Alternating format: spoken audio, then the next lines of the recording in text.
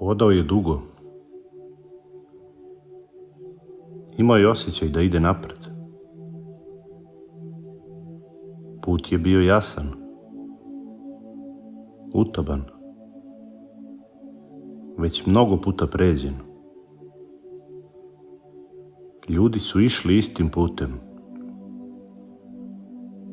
Neki brzo, neki sporo, ali svi u istom pravcu. I to mu je davalo sigurnost.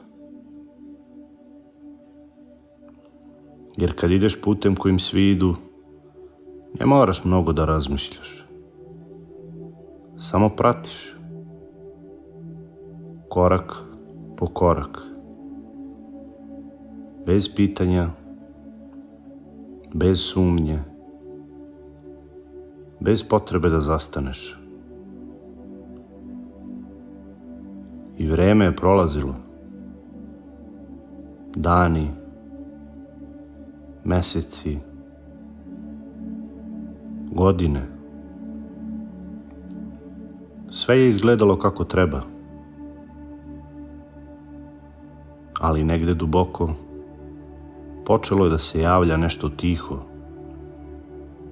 Ne glas, ne misao, više kao osjećaj koji ne možeš da objasniš.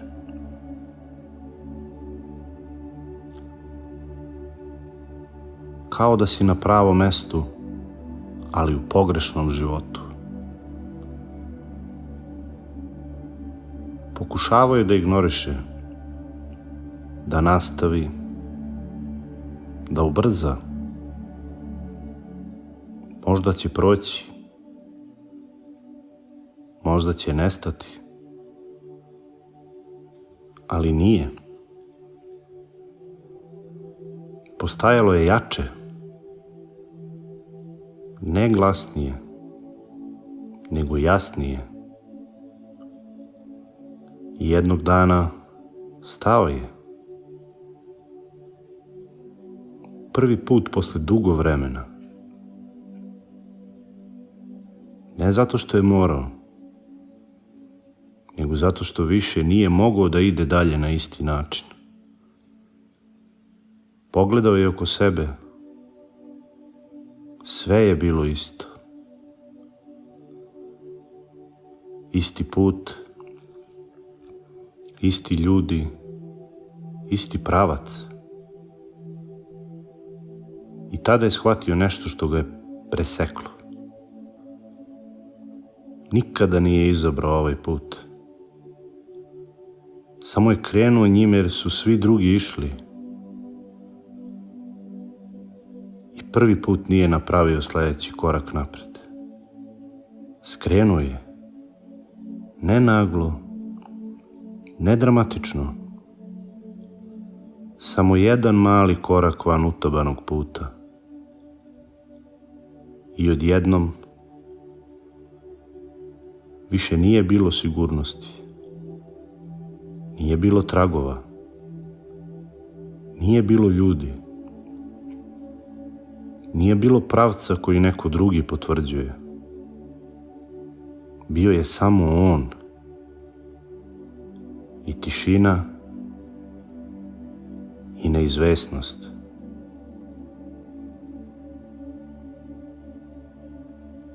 Ali i nešto što dugo nije osjećao. Istina. Jer prvi put nije išao tamo gde se očekuje. Išao je tamo gde osjeća da treba. I tada je shvatio. Nije svaki put kojim ideš tvoj put. Neki su samo glasniji, vidljiviji, lakši za prihvatanje, ali to ne znači da su tvoji.